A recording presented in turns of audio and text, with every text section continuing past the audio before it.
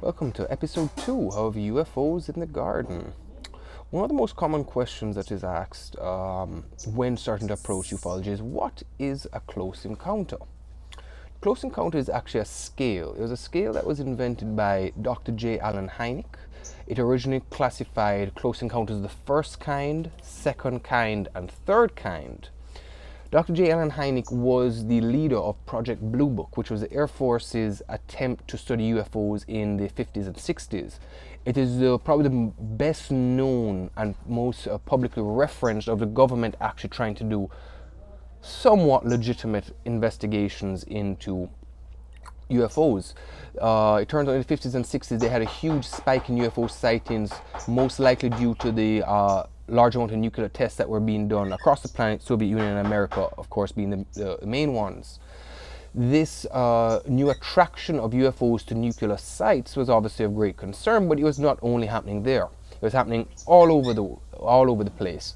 When the Air Force finally could no longer ignore it and they had to create Project Blue Book, Dr. Hynek realized that these kinds of sightings came in all shapes and forms. So Dr. Hynek went on to create this scale. And I said it was close encounters of the first, second, and third kind. In later years, close encounters of the fourth kind and fifth kind would go on to be added. This scale helps to explain what kind of encounter you just had. We should first understand why it's important. When you're starting to collect large amounts of data, if you're dealing with witnesses from California to New York, Canadian border down to the Mexican border, is that it's a lot of different people, all different kinds of experiences. So I think Dr. Hynek's whole idea was that we can find a way of simplifying and taking all this raw data down and making it a little bit easier to explain. So let's go through these three basic kinds of close encounters, and then we'll come back later and cover 4 and 5 at the end of the video. Close encounters of the first kind is a visual sighting of a UFO. This is when you see an object flying through the air that is not a traditional aircraft, does maneuverabilities, shoots up at a right angle, drop back down. And this is a close encounter of the first kind. It's probably the most common one you will see. When you come into the world of UFOs, they're reported almost every single day. And a lot of them are weather phenomenon, military planes, any something along those lines. I will also be giving you famous examples of these various close encounters. I think for the close encounters of the first kind, I'm going to pull on 2 particular good examples. Close encounters of the first kind, the Phoenix Lights and the Washington Lights. Those are 2 different examples. Washington Lights was in the 1950s. Washington, D.C. had a bunch of UFOs flying over the Capitol building pretty much every evening for about a week. They had scrambled jets to go after them, F-4 Phantoms if I'm remembering correctly. And the moment they got to the UFOs, they would just boop, zip away. Can't catch them. Next day come back again. The UFOs are buzzing the Capitol again. Send the F-4s after them. Boop, disappear again. Did that for about 4 or 5 days. Another example which happened in the 1990s was something called the Phoenix Lights, which at the time was very much ridiculed by Fife Symington, I believe the mayor of Phoenix was, or the governor of Arizona, I'm forgetting exactly right now. But he brought out a staffer in a fake alien costume and was just really trying to make fun of the whole issue. And he got thousands of phone calls saying, nope, this thing was real. They then would later go and drop flares and say, hey, you guys all saw flares. And they call back and say, it was not flares. So for close encounters of the first kind, I recommend you do research into the Washington Lights and the Phoenix Lights. 2 great cases. Let's move on to close encounters of the second kind. Close encounters of the second kind is some kind of physical trace that the craft has left behind. This can be something physical, like a crop circle. So come down, they make some kind of indentation in the ground. You can see that something was there, something physical, touched the ground, left an indentation, moved on, is not there anymore. Other examples, there could be kind of slightly elevated levels of radiation. Certain times you do see these craft come in and they leave a kind of electrical residue or a radiation residue that kind of shows it was there. A good example of this would be the Bentwater's Rendlesham Forest case, which is often considered Britain's Roswell. UFOs kept buzzing in and checking on these nuclear weapons that were at the RAF Bentwater's base. This happened in the 1980s, and it was a very famous case. But in cases that they would go out and see, well, a triangle was here last night, and we're seeing indentations in the ground. Another good example would be the variety of crop circles that have popped up across the world. I know they're a very controversial subject, but I do believe some of them are ETs trying to contact us. Moving on to Close Encounters of the Third Kind. This is up there as probably the most famous of the Close Encounters due to the Stevens Spielberg movie of the same name, Close Encounters of the Third Kind. Came out in the 1970s. It was really one of his earlier big box office hits. And I do intend to actually do a full video breaking down that particular movie, because I believe there's a lot we can learn from these dramatizations. Close Encounters of the Third Kind is interacting with an extraterrestrial biological entity, or an EBE.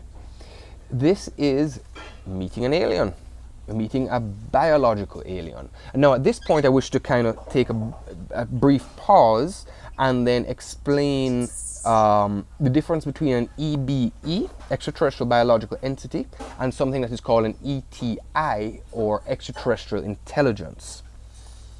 A good example of an EBE would be the Ariel school incident, which happened in Zimbabwe, and that was when a bunch of school children, about, I can't remember the number now, there's many dozens of them, a spacecraft lands, the occupants come out, and they basically tell the children, you gotta look after your planet. You know, there are many people who say this was fake. There's quite a few documentaries done on it, but that's probably one of the best cases of the 1990s, having an EBE, or Close Encounters of the Third Kind interaction. That these ETs clearly are trying to make contact in some form, to pass off messages, hopefully of wisdom to us. A lot of time people have these encounters. The EBEs are often talking about protecting your planet, protecting nature, don't mess around too much with nuclear weapons. Nuclear weapons are a danger, which we all know they are. It is now being able to say, hey, they're interacting with us, right? The actual physical beings. As I said, Ariel School incident is a good example. A good example of an ETI would be Dr. Stephen Greer's Bijou photo, where you actually see an alien, but it's not, it's the outline of one, and you can see a certain amount of detail, but it's floating. It's almost like a hologram. It'd be, the way I'd probably want you to think about it is maybe like a projection. The ET is probably in a craft above the group, projects itself downwards, but if you were to throw a stone or a stick at it, it would probably just go straight through it, right? This will hopefully start to kind of help you to distinguish, because there's a whole aspect of non-physical nature to this phenomenon, where you can see an alien that is physical, blood, long heart, etc., while ETI looks like the figure of an alien, but it's not physical. Getting into the Close Encounters of the Fourth Kind. This one is when a human is taken aboard a craft, more commonly known as an alien abduction, but that term, that I will have to spend quite a bit more time going into due to the more artificial or man-made aspect, secret deep ops military black project of fake alien abductions. But if I were to give you an example for you to run down for CE4, the Betty and Barney Hill case, where a couple in the 1960s were driving home, a bunch of aliens stopped them, and a UFO stopped them on the highway, abducted them, showed them star maps, did all kind of medical experiments on them, dropped them back home, and yeah, many people call them crazy for years. Close Encounters of the Fifth Kind. This one is probably among the most controversial of the bunch. Close Encounters of the Fifth Kind is the first of the Close Encounters scale. It's invented by Dr. Stephen Greer, where humans are proactively trying to make contact. Right now with CE 1 through 4, it's passive. You just happen to be there and contact happens to you. CE 5 is when you try and initiate contact using a certain set of procedures, which I will go into in a later video, but it essentially has to do with coherent thought sequencing, a certain kind of meditation that allows you to kind of become more in tune with a UFO craft that will allow you to communicate and then tell them where you are. Essentially projecting a map upwards and downwards, upwards and downwards. This one, as you can imagine, is extremely controversial due to the broad aspect of the large number of people who can initiate. Anyone who is an awake, conscious human, you can go do this right now. And to the power structures of the world, that is very worrying. What if I told you you don't need the government to do disclosure? You can go out and do it in your backyard, where you get a few friends. All of a sudden, this thing changes from being a government hidden problem to a citizen solved solution. Close Encounters of the Fifth Kind has a documentary that came out, I believe, in 2020. Good documentary. Recommend you give it a watch. It's a good overview of this subject matter. But let us start to try and figure out what kind of relationship we want to have with this phenomenon. Do you want to continue to be like a CE1? You can see these craft at a distance. Are you actually at a mature enough state to have a CE3 or a CE5? I do believe it is something we should try and look into. We need to be able to make this knowledge a little bit more accessible.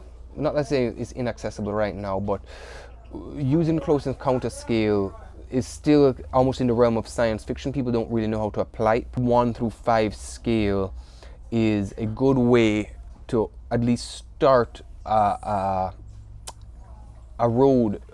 This close encounter scale is a good way of starting a pathway to trying to gather knowledge on this subject. And just having the CE 1 through 5 basic definitions. CE 1, just for a review, you're seeing a craft. CE 2, the craft has left some kind of sign. CE 3, you're interacting with an extraterrestrial biological entity.